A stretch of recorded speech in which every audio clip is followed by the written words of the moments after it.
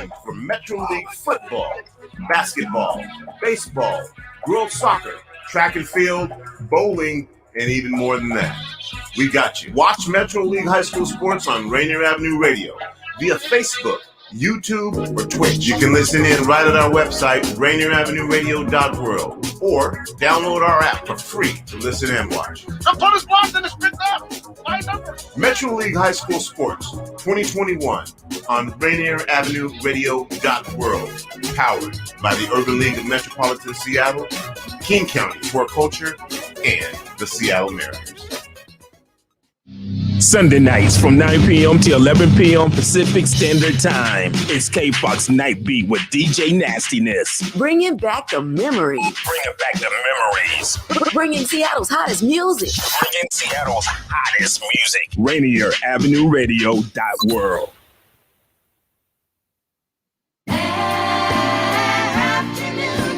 This is Paul Pearson, host of Star Time. When I'm not explaining to my intern exactly what R&B is, I'm listening to RainierAvenueRadio.world. Welcome to Real Estate and Money, a half-hour program on RainierAvenueRadio.world designed to help you whether you're a buyer, seller, investor, or renter in real estate. Your hosts are two local professionals who will escort you on your journey. Violeta Strash, who has years of media advertising and marketing experience and brings this extensive knowledge to John L. Scott Real Estate and all our clients. And Tina Lombard, who is a mortgage loan originator with Cardinal Financial with over 28 years of experience. And now here's Violeta and Tina. Hi, everybody. Good afternoon. Welcome to Real Estate and Money. I'm Violeta Strash with John L. Scott, Kent North. And Tina was trying to get into to a place where she can do the show and not be stuck in traffic, but she's not going to be able to make it. So today, guess who's with me today? Elsie Shadon. Hi, Elsie. Hi. Welcome, our guest host. Yeah, this is great. So thanks for joining us today, Elsie. You guys, if you want to talk to any of us after the show, the number is 206-717-4490. And Elsie's number is still there. So Elsie's around. She can help you from wherever she is. And you can see my number on screen as well. And today, let me start with market updates. And Elsie, correct me if I'm wrong, but I think we talked earlier, and I'm just amazed at these figures. So here goes. All right, for King County, we have... from last week, we have 523 homes on the market and at an average price of $1,087,000. That's King County. Sold inventory at $699, and the average price of the sold inventory is $1,084,000. Last year, this time, the numbers were, the average price of sold homes were $814,000, and that, folks, is a 33% increase. I had to call Elsie and say, "What's that? Is that for real?" And then, wow, Pierce County actives right now, 219 homes at $569,000. Sold inventory 344, an average price of $568,000. Last year, the figures were $440,000 at a 29% increase. That I'm still shaking my head. I don't know if I'm doing this right, but obviously Elsie says I am. It's for Snohomish County. Active inventory 194 at $710,000. Sold homes 289 at $709,000 average price. Last year it was $556,000, which is a 28% increase year to year. How's that? It's crazy. Huge. Absolutely crazy. Absolutely. How are you pricing homes, Elsie? I don't even know where to start. So what I did is I take the average from the beginning of this year till currently, and I look at the average. And so like you said, it's like a 33, 26, 27% average. And that's what I'm basing my increases up to. So if I'm writing an offer for somebody, and let's say the average price for a home is 500, then I'll go 33% above that and kind of predict like, okay, well, that must be the new number, so I would advise my clients to go up to that number. So does that make sense at all? Yeah, absolutely. But it's hard to tell what the market is doing with the buyers out there, just antsy to get anything. And so those bidding wars are happening constantly, and prices are going up, and interest rates are still low. That's what's happening. That's piquing the interest of new and old buyers alike, don't you think? Oh yeah, I think old buyers are out there and they're just getting priced out of the market, and they're saying, hey, you know what, I'm getting beat up. I'm going to stop for a little bit and see what happens later on in the year. Yeah. Well, here we are trying to figure it out. But in the meantime, we're going to continue on with our buyer series. This is episode 2 for the buyer series, or maybe it's 3. It's a home search. And we talked last time, Elsie, about the buyer consultation. First and foremost is what we need to do as agents, helping out any prospective buyers out there. And now we're talking about how are people searching for homes. First and foremost, it's the internet. They go to the Zillow, they go to the Redfins, and hopefully they're migrating over to John L. Scott and our property tracker. Keller Williams has, what is their search program? Do you have something? It's called Searches? Keller. It's called, Okay. it's our website. But to tell you the truth, I think a lot of people are accustomed to Zillow or Redfin, and not to knock them at all, but it's just accessibility, and it's a habit. So, and it is habit. They're familiar with it and they've used it forever. So as much as you and I, would prefer them to come to us first, we're working on that, right? Each and every day we try to work on our clients and make sure we are their go-to person. Oh yeah, absolutely. Go to those websites, but give us a call and use us. Yes, you see our numbers right there. Call us. We have at John L. Scott, we have a mobile app. If you go to JLS app, jlsapp.com / and my name, Violeta Strash, will get you on the mobile app and get you connected to me. And we also have Property Tracker, which you can go to my website, vstrash@johnlscott.com, and get on to Property Tracker, which is a huge deal for us, where you get instant notifications. You create and manage your own search for wherever you want to be. We have applications. We can get you listings in Washington, Oregon, Idaho, and parts of California. And so you can instantaneously get these listings, and by email or text, you'll get them as soon as they're on the MLS. And the funny thing is, I was working with a client a couple weeks ago, and we had his house listed, and he called me before I even saw the listing.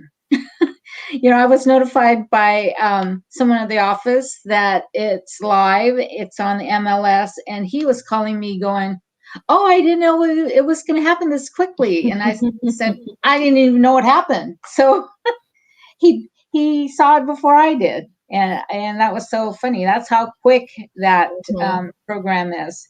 But anyway, searching before COVID, we were out with our clients, doing tours, multiple homes in the tour, right, Elsie? And then during COVID, we're migrating, we pivoted to a Zoom call. with our clients, doing the buyer a consultation, and then we can actually share our screen, right, Elsie, and go and look at all the interior photos of homes, and then just check them off like, nah, that looks like something I don't want, or no, that's not exactly, the type of house that I want or place that I want. And you can knock off a whole bunch of those in a Zoom meeting and then drill it down to exactly, just a few homes that you can actually go and show them in person. And then what happens in person, Elsie, once you get there? the COVID protocols? Yeah, the COVID protocols still are the same as they were back in the day, about a year ago, where, you have to sanitize, you got to wear your mask. I believe it's 5 per showing, correct? If I'm not mistaken, because I know that we're in the phase 3, phase 2 period. Yeah, last week it was 10. Yes, it was 10. And now that we're going back to phase 2, I think it's 5. So that really, yeah. So just staying on top of that and making sure that, you stick to your showing time. There's some appointments that need to be set prior to, so that you are allotted your time to show the home. Okay. Well, you know what? What else do we need to talk about? Home searches. We have, I know, what time is it? We have a few minutes. So what else can we talk about home searches? Well, I would say once you get pinged with that new listing, make sure you go and you call the agent, you call Violeta or I, and you say, hey, I want to look at it, because there's a chance that there's, I would say at least 20 other people getting that same notification saying, hey, agent, we need to go look at this house right away. Because the sooner you take a look at it, the better off you are in putting an offer together. Even if it does say, reviewing offers on Tuesday or reviewing offers on Monday, most likely if they get a really good offer, the sellers do, then they'll jump on it. And, that house might be gone before it's even, you're available to even put an offer in. So it's crazy. We've lost out on a couple of those just in the past week. Yes. Inventory doesn't last very long in that crazy frenzy that's happening. It continues to get worse even in some cases. It's a lot of buyers out there. Let's get Joey in. Let's have him tell us what he's experiencing out there. Joey, meet Elsie. How are you? Our good Elsie. She doesn't speak English. I mean Tagalog that well, right? Oh, Did you know what? I don't even speak it. Okay. So never mind, Joey. Yeah, but Joey, tell us a little bit about yourself. Tell Elsie and the audience. My name is Joey Jagod, and Violeta and I go back to many, many, many years. Yeah, don't say how many years. Oh my gosh, that's a lot. No. Yeah. A lot. Let's just say it's a lot. And so we've been family friends for many, many years. Her mother and my mother were comadres, and so we have a lot of history that we've shared in the past. I'm an interior designer. I've been an interior designer for many, many years, predominantly here and in New York, with some work in LA. And last year, when things dried up, I decided to do something monumental, and that was to get my real estate license, because I thought being an interior designer and also getting my real estate license would be a great combination of two very compatible skill sets. And both are going to be really, I'm going to continue with both, and let's see what happens. But thus far, it's been a really great pairing of skill sets. So I'm very happy I took that initiative and made it happen. Awesome. And before we go on to the topic of home offices, let's take a little break. Okay? Tune into Real Estate and Money every Tuesday afternoon from 2:30 to 3 here on Rainier Avenue Radio.world. Join your hosts, Violeta Strash with John L. Scott Kent North, and Tina Lombard, who is a mortgage loan originator with Cardinal Financial. They'll help you navigate the waters of our volatile real estate market and offer you some guidance on how to make your hard-earned money work to make your dreams come true. Learn about current trends, get tips on financial matters, and have fun, interactive discussions about your home inside and out. That's Real Estate and Money. Well, the pandemic has caused a lot of things to happen. And in the world of real estate, we are looking at people being at home more. So they're choosing homes further away from their work area, and also then dedicating space in the home to a home office, much like what you see behind me. And Joey, I want to talk to Joey. Elsie and I have questions about what's happening with the home office. Have you worked on some home offices, and what's the trend that you see happening? Because more people are wanting to stay home and have a nice looking office, some place where they feel comfortable. Great. Well, some great questions. And yes, you're very spot on. It is a huge trend.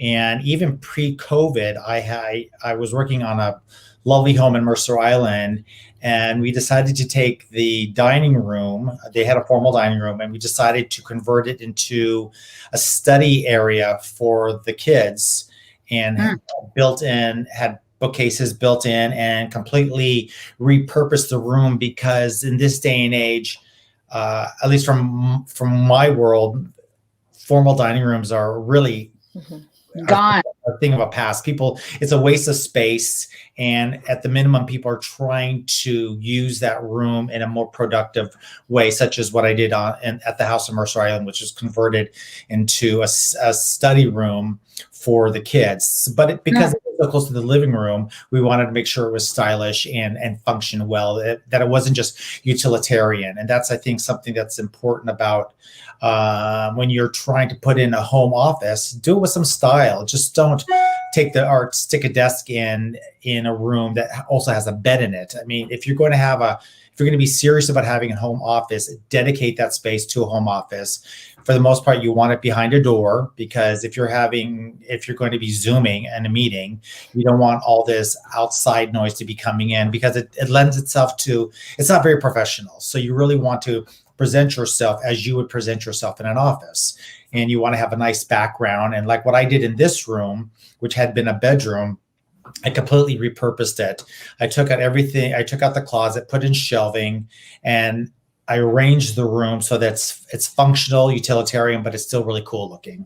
And the back is some LaCroix wallpaper that I have my eye on. So that's my little background muse for the day. Awesome. Hey, question for you, Joey. Okay, so in closing the room, do you actually put a door? Would you put like barn doors? And are barn doors still in style, or are they even going out of style now? I did a barn door for a utility room at a condo redo that I did in South Seattle. No, West Seattle adjacent. Sorry, and it was great because you can close it and hide the mess. There's the problem with barn doors. Mm-hmm. Barn doors it does let in a lot of noise. They're okay. So because of the way that a door is mounted, there's always going to be side openings. And so if you need quiet, and I think it's super important to have a dedicated office that is quiet, as opposed to off of a kitchen, and sometimes you don't have a choice. But if you do have the option to be able to create a home office, make sure that there is a door on it so that you can close it. And really what that means is when I'm at work and the door is closed, that means I'm at work. Do not disturb. Mm-hmm. And so, and I think you'll be more productive in a home office environment if you have a door. Got it. So do you put in, typically in a dining room, you have a doorway from a huge doorway, and then a smaller doorway going to the kitchen? Right. Do you enclose any of those? Do you yes, put in walls? What we did was we put in all glass, triple tempered, so it's really, really thick. So when the door closes, it was a very quiet environment. So somebody could be studying, and somebody could be in the living room having a conversation or watching TV. Okay. So I mean, noise reduction is a very important part of a successful home office. Yes. And also light, or the facsimile of light. If you're let's say you have a space in a basement that you can create a home office with, you do want to, if there's no windows, you do want to create the illusion of light, and you could do that with the right lighting fixtures, of course, because otherwise it can get a little depressing. Mm-hmm. Yeah. How about paint? The paint palette offices nowadays. What are people using? Light colors. If you're going to go dark, it may be an accent wall, but you don't want to be like, if this wall behind me was too dark, that I would kind of get, it would be distracting. So again, because everyone is going on these teleconferencing modes of communication, you want to make sure that your background is light enough so that it illuminates you, and also the space feels, the face feels happy, positive, cheery. Awesome. So you had mentioned using wallpaper. Is that something that's coming back? And how hard is it to install that? Oh, I've never not used wallpaper from my very first design job up to now. I'm using it more and more and more because there is a depth that you just can't get from paint. Even though a painted room is the quickest way to make a change, especially if you're going to be staging a home.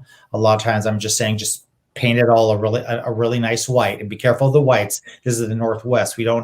There's a lot of gray out there, and there's a lot of whites that just won't work.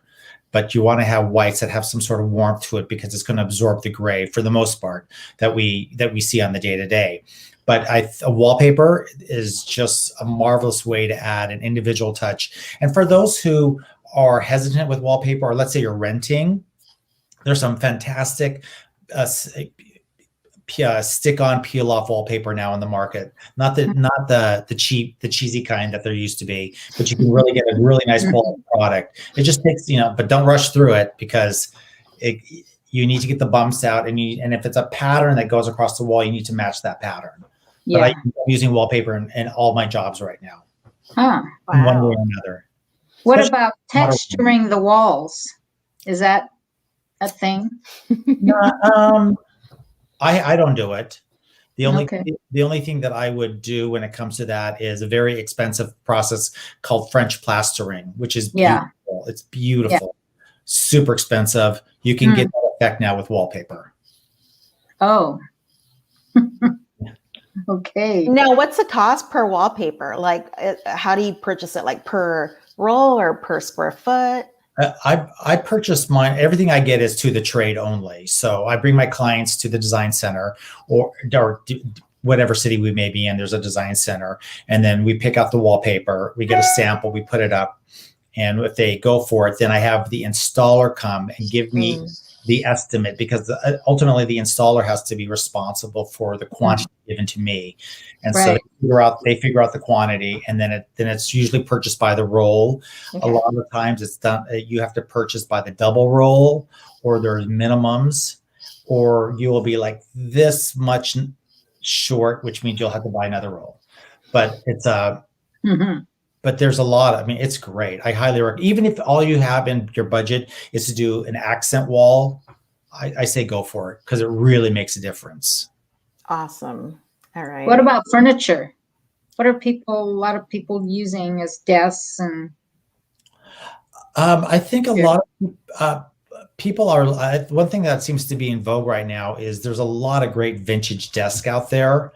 Just the room a little bit more style, as opposed to going to, as opposed to, let's say, going to IKEA and finding something that's a utilitarian. But again, you're going to be in this room. Some people are spending 8-10 hours in this room, and they get up to take a bathroom or beverage break or lunch break, and then they come right back into the space. You want your chair to be comfortable. You want the room to be nice, because you're in it so much. So do yourself a favor and make the effort to have a really as lovely of a home office as you can put together. And it doesn't have to be a lot of money. Elsie found this great wall unit with a little writing desk on it. Do you remember, Elsie? Yeah, I'm doing that right. I found a 1960s mid-century wall unit that had a built-in desk. That's really oh my gosh.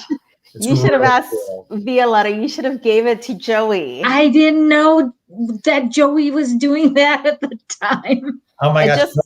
Those are mid-century. So now. Yes, it was mid-century. And also nice, especially let's say you don't have space. Let's say even you're in a small space and you don't have the space to create a home office, a wall unit with a desk in it that has a retractable front That means you can just close it up and the mess goes away. Yeah. So especially in a multifunction room, a great room, let's say, and you have a living room, it's all open spacing, and this is where you have to work. Still make the effort to create a space that's yours, that's your office. As long as you can flip the top up and put all the mess away, you'll be very happy. Yeah. And it has so many shelves. You can have a bar in there too. Oh yeah, definitely. Because you want to make the effort, because you want your things around you. You want it to be practical. You want it to have be functional, but at the same time, you just don't want it to look like it's an afterthought. Awesome. So what fun design have you seen for a home office? Very similar to what I did at Mercer Island, where they're taking over a room that may not have been utilized very much and making it into an office. And that could be a bedroom, that could be a dining room, that could be a breakfast room. I mean, it depends on the size of the home, but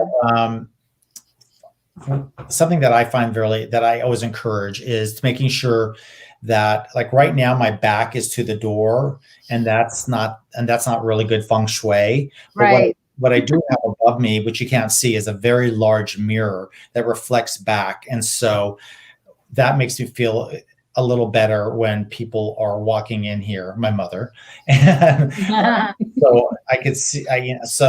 Just there's a transference of energy that I think is important in a room too. You don't want to feel confining, because I think if it feels confining in any sort of way, and mirrors and lighting can really help with that, especially in a room with no windows, you'll work better. You'll be happier. Wow. All right. Well, Elsie, you have Elsie stages also. Oh, wonderful. So I think part of staging, you really do have to incorporate an office somewhere in the house, because a lot of people are working from home. I mean, we'll see what's going forward, because more people will be moving back into the office environment, but not everybody. Right. There'll be a lot of people who will never go back into the office. Yeah. I just got a note that we got 1 minute, so I'm going to take this time to thank both of you. Elsie, thank you so much for helping out today and coming in place of Tina. And Joey, we'll see you again. You've got some fabulous ideas, and love it that we reconnected after all these years. I know. Not so many. And we will be talking to you soon. I just want to thank everyone else out there for joining us today on Real Estate and Money. Right after us is R&R Live Jam Session. And next week, we'll be talking about an offer and negotiating your deal. Promoting the live broadcast of basketball games from Seattle Prep Wednesday with Holy Names Academy girls off against Seattle Prep at 5:45, and the O'Day boys, the gentlemen, taking on Seattle Prep at 7:30. All right. Thank you, everybody. Thank you, Daniel. Bye. Thank you. All right. Bye-bye. See you soon. Bye. See you next week. You've been listening to Real Estate and Money with your hosts, Violeta, Strash, and Tina Lombard. For more information, call 206-717-4490. That's 206-717-4490. Go to the Rainier Avenue Radio.world website to find the Real Estate and Money schedule, or tune in to our live show every Tuesday afternoon from 2:30 to 3. We will help you find your dream home.